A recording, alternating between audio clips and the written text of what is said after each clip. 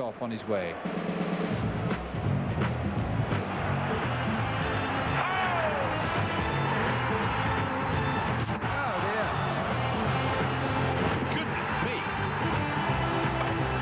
There. Hey, look at that! Have you ever seen anything like that? And here comes Hurst. He's got some people on the pitch.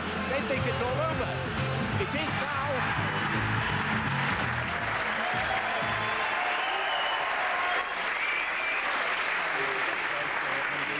Hello and welcome to They Think It's All Over.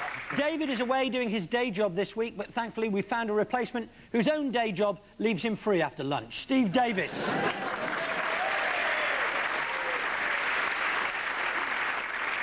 With Steve and Jonathan is Britain's top decathlete and the only sportsman in this country capable of breaking the 9,000 point barrier. That's if you don't count Tony Adams' driving licence. It's Dean Macey.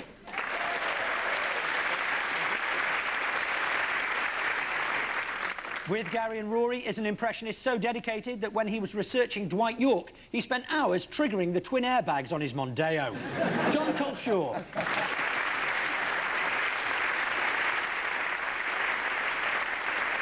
We open matters with Sporting Bluff, Gary, Rory and John. It's the slightly less terrible of the two Neville brothers for you. Gary. Gerrard. Clear handball there by Gary Neville. No complaints about that one. It was straight off the volleyball court. Murphy to take it. Oh, it's in! What a costly error it proved to be for Manchester United. So what have you got to tell us about Gary Neville, Steve's team? Gary Neville has been appointed the celebratory face for Manchester's next Olympic bid. Gary Neville has been appointed Ambassador for Tourism in Malta. Gary Neville has been appointed a Eurovision judge. You do Manchester United players, you do Beckham, don't you? Yeah, it's quite easy to do David Beckham. You just sort of like, you know, keep your head still and like raise one eyebrow and like sound like Dick Henry. Oh, Dad, I got it wrong again. And he has modelled his new haircut on an idea he got watching his wife get out of the bath, hasn't he?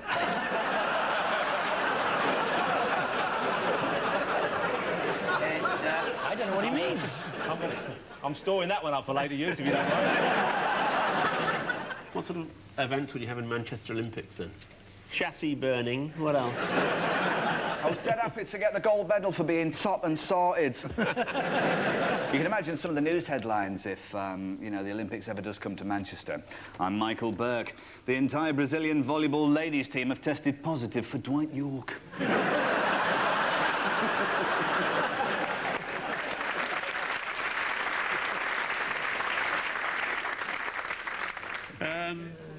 I think you should pump for one, Gary. Eurovision. Eurovision, you think that Jonathan was telling the truth? Let's see if you're right. No. Steve, in fact, is completely accurate for once. Gary Neville has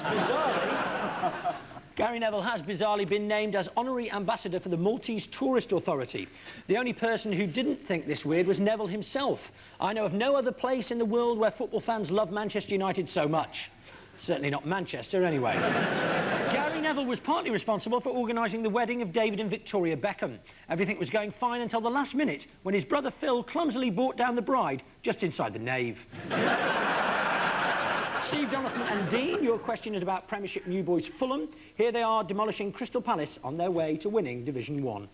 Oh, a terrific ball there by Finnan. Boamonte! It's 2-0.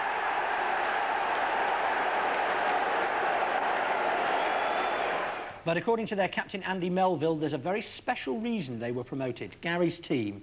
The secret of Fulham's success is singing country and western songs before each match. The secret of Fulham's success is that they have harnessed the power of the pyramids. The secret of Fulham's success is a glass of red wine before every game. Before we start, isn't it nice, ladies and gentlemen, to have Steve Davis back on the show? Isn't it lovely? Yeah. Always lovely. We've got Steve, one of the finest snooker players the country's ever produced. Steve, have you still got your first ever cue, may I ask you? Yes, I have. And we've got Dean, one of the finest decathletes. Have you still got your first decatheter? Whereabouts are you from, Steve? I'm from, well, originally I was from, I'm moved, but I'm now in the sort of Romford area. Well, not really. just classic. No, originally I was in hospital, but then we moved. Went home, and then I was in the bedroom for a bit, and then we moved again to the living room. Dean, whereabouts are you from? I'm from Canby. Canby. Cream of Essex. Canby Island. Yes. I'm not, that's not the heart of Essex, actually. Where Canby Island is. Romford's where it's all at. OK, so let's have a look at the questions. Was that Michael Jackson there at Fulham? It was, actually, yes. He went as a guest of Mohammed Al Fayed. Is that him in his away skin?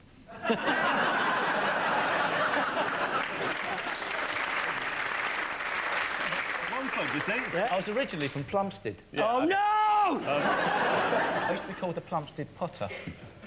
You know what, if I were you, I'd keep that quiet. Are they called the cottagers? Yeah. And is that not a gay pursuit of some renown? Cottaging. You're familiar with... Are you familiar with cottaging? Not obviously. No. Don't look at me. Saying the Plumstead Potter has never gone cottaging. Every now and then you'll read someone gets called cottaging, aren't they? Yeah. OK.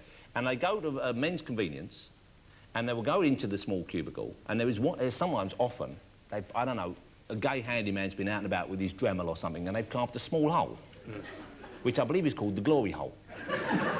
Is it like... Now, when I was a kid, the first time I saw it, I didn't know what it was. I was peeping through the inside. I almost lost the sight in that eye. My iris is still a bit wobbly. Is it flush? Is it flush? I did pop myself through once, just for a lark. There was no one there. I couldn't get back out. That's how tight it was. I had to wait for a friendly fireman to come down, who coincidentally was with a Red Indian and a New York cop. He threw a bucket of cold water at me, I could escape. That's the whole thing. Mohammed Fayed. Egyptian? Yeah, he's Egyptian. Oh, they could be the pyramid power. A lot of good snooker players, actually, in Egypt. Are they really? Yeah, and a lot of the hieroglyphics, you can see the way they actually... In a pyramid, if you put a razor blade in a pyramid, apparently it stays sharp forever. Well, because you wouldn't use it. Shall we go with pyramid power, Captain? OK, Pyramid so you think that Gary was telling the truth? Let's see. No, of course not. I said country and western. Well done, you've just not won £64,000. So John was the man in the know. Kitman Alan Bevan played a CD by country and western singer Brad Paisley before the first game of the season. And because the team won, the music was given the credit and was played before every match thereafter. Fayed has funded the purchase of expensive players with the profits from Harrods. £3 million Lee Clark, for example, was bought with the proceeds from 2 pan scourers and an apple ties.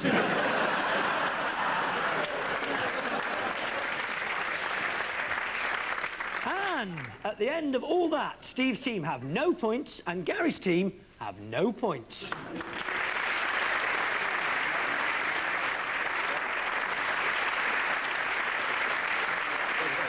It's our injury board now. Each team must choose a number between 1 and 12 to reveal a sports person and something that wounded them. We want to know the story behind the injury. Gary's team? Number 10. Number 10, let's have a look. Ah, it's our very own Dean Macey and Phoenix the calf, gambling around after being saved from slaughter in a cheap election stunt by Tony Blair. We want to know why foot and mouth disease caused Dean here to consult the doctors. Gary's team. Did he have a calf injury? Hey? What? Hey? You know, getting injured by a cow, it can happen, you know, it can happen. It happened to me, you know. No, it's very, you know, no, Nicholas, you know, it's very serious, old Bean, you know. I got injured by a cow, you know. I was taking the head off, yeah. And I dropped it on my foot, you know, and it was very, very bad, very serious, you know, not very nice at all, you know. Is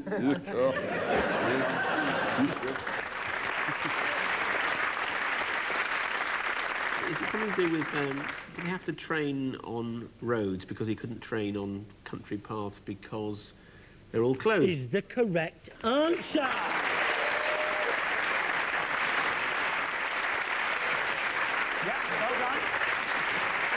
Dean normally trains by running in the fields near his Essex home, but these all became closed off during the foot and mouth crisis. And when he started training on tarmac roads instead, he ended up with shin splints. And when he started training on tarmac roads instead, I knew you'd do that. Well, he's going to do it while drinking a bottle of water now. Don't you dare. Swallow. You've heard it before. Swallow. Swallow. That's how he got match of the day.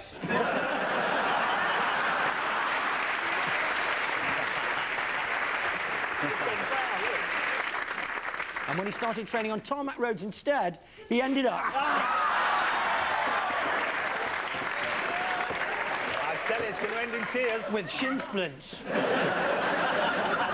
Being a decathlete, Dean here has to be proficient in no fewer than 10 different sports, as opposed to, say, Steve, who's not very good at one sport. Steve's team, pick a number, please. I'll have 2. Number 2, go on Good then. man. OK. That's snooker player Mark Williams and a pig. So how did a pig bring last year's snooker world champion to grief, Steve's team? Isn't it? Last week we had on the show, we had pig calling. We did just had a hog question calling. about a calf. Why so many animal questions? Am I right in thinking that maybe the BBC are running out of sport and they're trying to wed this show with Rolf's Animal Hospital? Which would make sense. You can imagine old Rolf out there. I'm going to do the impersonation now, John. Look and learn. Okay. Hello! You're almost there, You aren't just you? tuned in. Rolf Harris isn't even here. Ooh, ooh, ooh, ooh, ooh. Can you see what it is yet? Ooh, ooh, ooh, ooh. Do another impression, Jonathan. Go on. All right, Gabrielle. Oh! Is it the right eye? Can I ask you, Dean, while we got you here, I know it's quite a sensitive subject, but, you know, in your line of work, I know there's an awful lot of talk about drugs and drug testing. This drug that we always read about, that athletics is involved with, this nandrolene, is that the same stuff that you use on your windows? You've got to be crazy to use that. It smears and everything. Yeah, but your eyes are clearer better in the morning, aren't they? You know, are you ever worried about injuries in snooker? I'll tell you what you should worry about, Steve. Deep vein thrombosis. You should worry about that, You mate. should get up You're and walk sat there around. for long periods of time. You know what I mean? So... The only thing I can think of is... This is the only thing. This is the only thing. Well, I don't know. I'm supposed to know the answer on it, and I don't know the answer. You don't know the answer? No, I don't know the answer. He had food poisoning down in Brighton, I think, but I remember it being mussels. But, I mean, could it have been food poisoning? No, that's not right. OK, any ideas over here? You think Bobby Robson would know? Well, I mean, you know, it's a very, very talented pig, but, I mean... Gary, you did Bobby Robson, didn't you? Go and do it then. You know... No.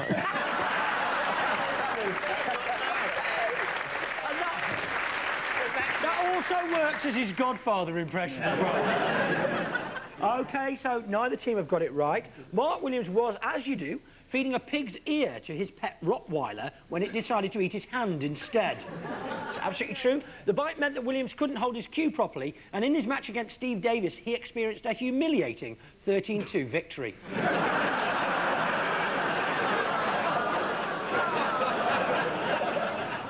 I remember now. Williams actually did name his Rottweiler Tyson, which explains why he was feeding it raw ears. In winning last year's World Championships, Mark Williams managed 4 centuries in 5 frames. That's as opposed to Steve here, who's managed 5 frames in 4 centuries. And so at the end of that round, Steve has no points and Gary has 3.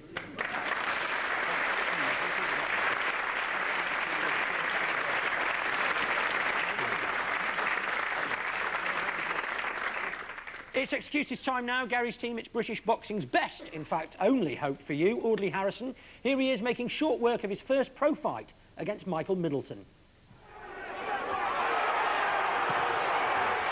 Oh, he's got him with the ribs and he's got him with the left. Middleton's in all sorts of trouble. It's all over in the first. OK, our question is this. Minutes before Audley's debut, why were there 3 boxers with gloves on, ready to fight? Gary's team. 3 boxers. 3 boxers. Were they forming an orderly queue? Oh baby, I'm prince, but I'm gonna be king. And oh baby, I could have beaten Audley's opponent, I'm telling you. Is that Gary? That was Gary. Well, you're sitting in the very seat that Chris Eubank sat in a few weeks ago. No, please, no. No, I'm sorry, one cannot engage with you. Please, no more, Eubank. No, please, no. Because, you know, listen, one is just a man. You know, please, one should not be expected to be subjected to all of this negativity-ness.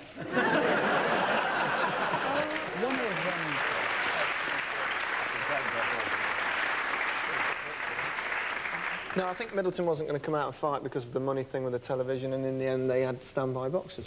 Absolutely correct for 3 points. Yes, well done.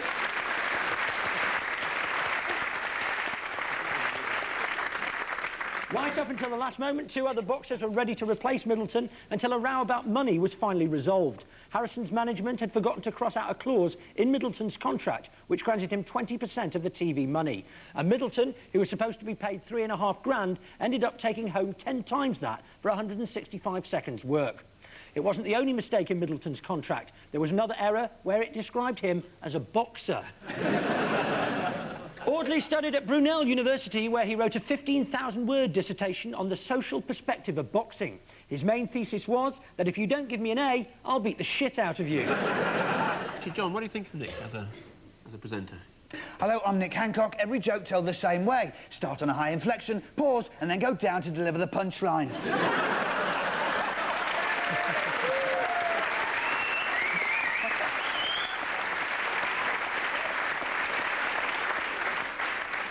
Now, Steve, you're not the only former world snooker champion. Now, Steve, you're not the only former world snooker champion who spends most of his matches these days sitting down trying to look involved. Here's Stephen Hendry losing to Paul Hunter in this year's B&H Masters.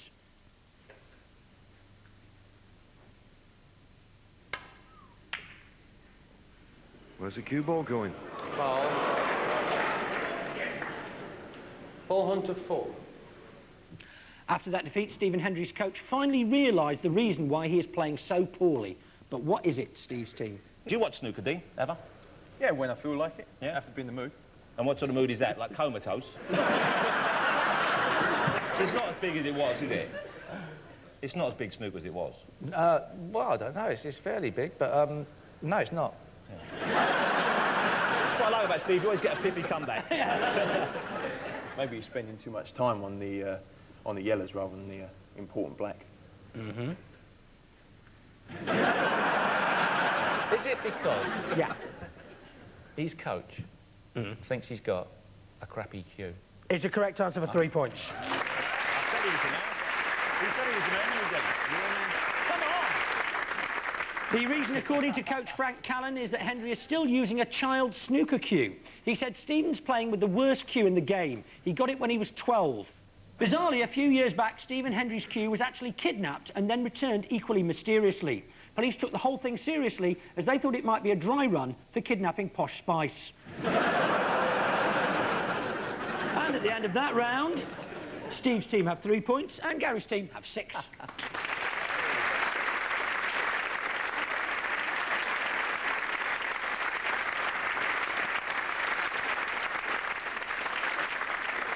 Time now to deprive our regulars of their right to sight as we play Feel the Sportsman. It's Steve and Jonathan first this week. Go on, Steve, you remember the rules, don't you? Don't forget to take your blindfold with you, Steve. Oh, this is a new experience. Yes, standing up and walking to the middle.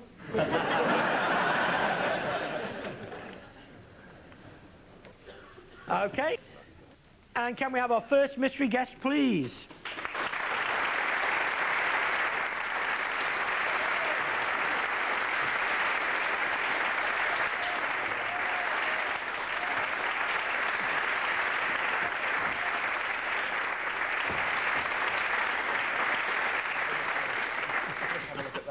OK. You can begin your grappling now.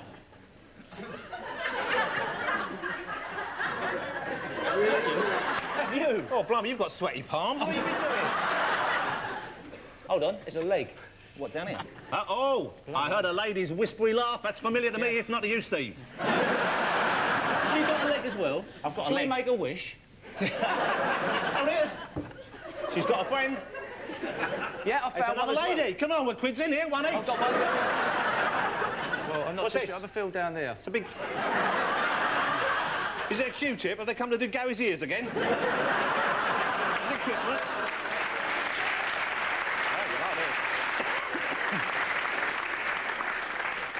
I remember this. You know, I tell you what. I'm a Scorpio. This is a twerk. This is a... Yes? Are you a Cancerian? You know, we get on very well together, you know. I tell you what, I could ruin you for normal men, I'm telling you. Is this harassment? I do apologise. So what you got? You got another lady over there as well? There's 3 of them? Yes, there's 3 girls. Get one?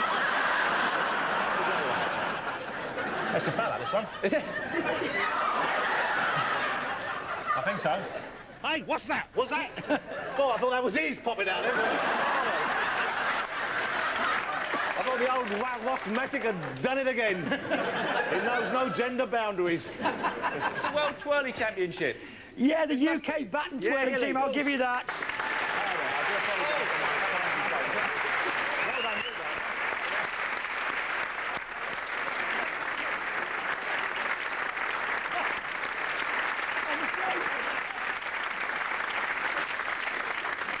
OK, well done. Gary and Rory, if you could take your places, please. I enjoyed that. I didn't. That's like a big night out for me. I had the geezer. Not for the first time, Steve. Rifles on, and can we have our second mystery guest, please?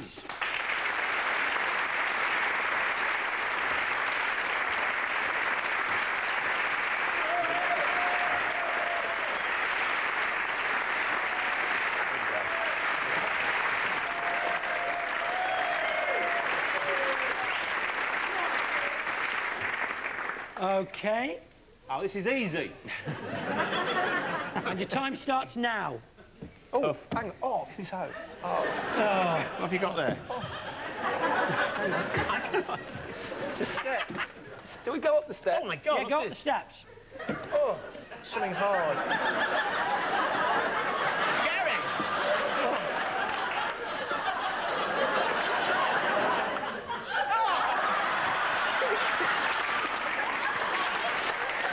I think we've climbed onto the studio. Oh, is it Free Willy? Not far off. You get Jonathan excited. Somebody underwater. What's the name of the event? How long's he been down there? He's going to be popular with the ladies, this bloke, isn't he?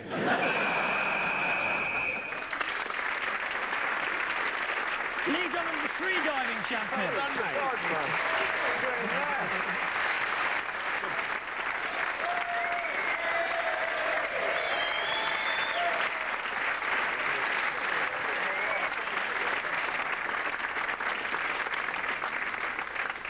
So at the end of that round, Steve's team have 6 points and Gary's team have 6 points.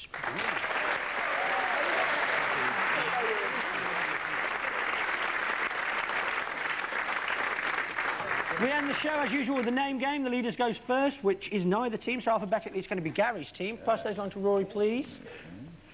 As many names as you can get in 90 seconds. Starting now.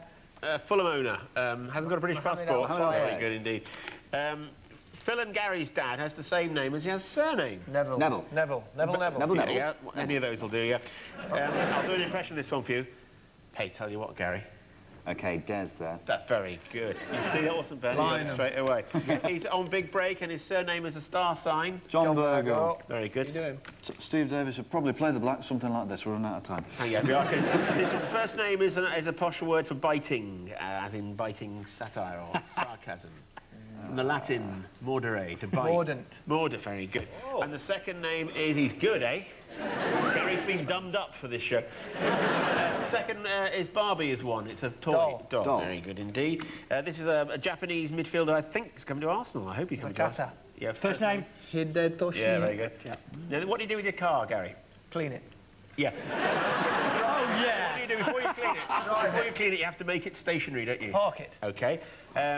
Second name is, you know, he used to play piano for Squeeze. He has late night with... Jules Holland. Yeah, with that Jules Holland. Jules. Yeah, very good. And the last one, News at 10. Bong. Oh! Trevor McDonald. Yeah, no problem.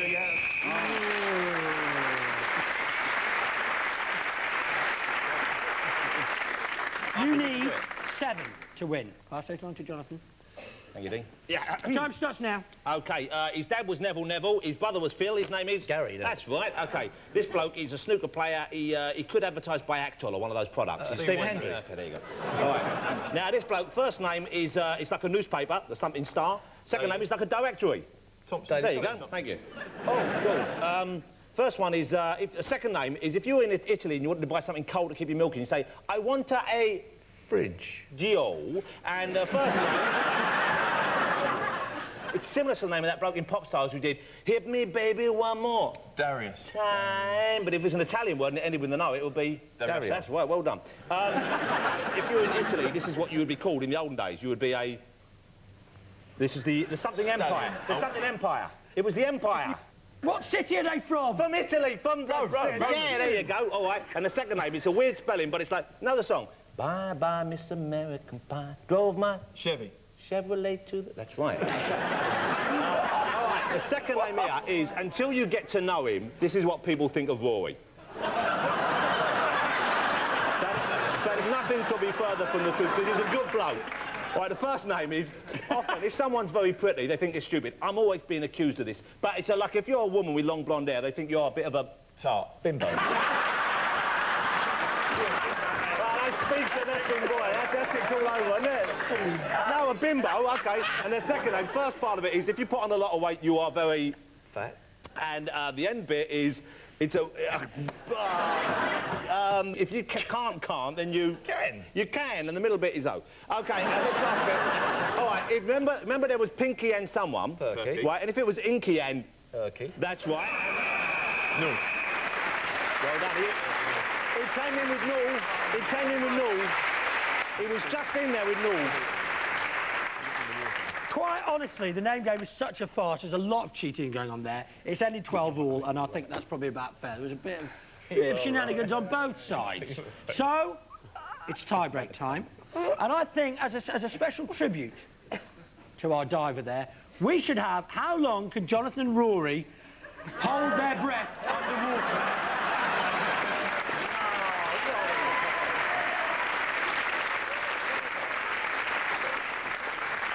Steady. What now? Steady. Hold up. Go! Go!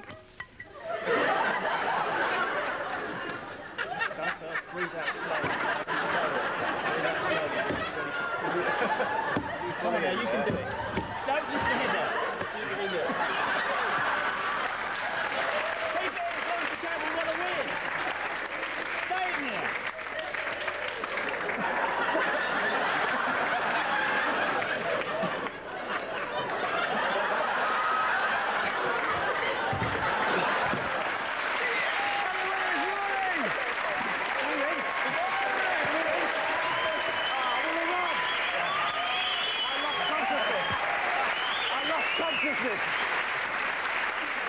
I blacked out.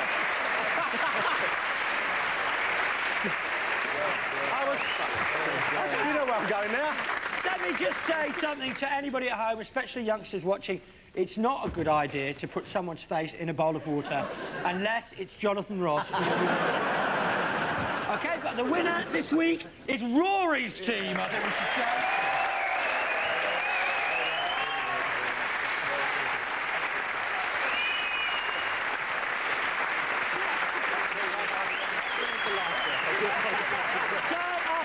Gary, Rory and John, Steve, Jonathan and Dean, we're all off to give the whole of Battersea Dogs Home a slap-up feed using one of Gary's ears. My name's Nick Hancock. They think it's all over.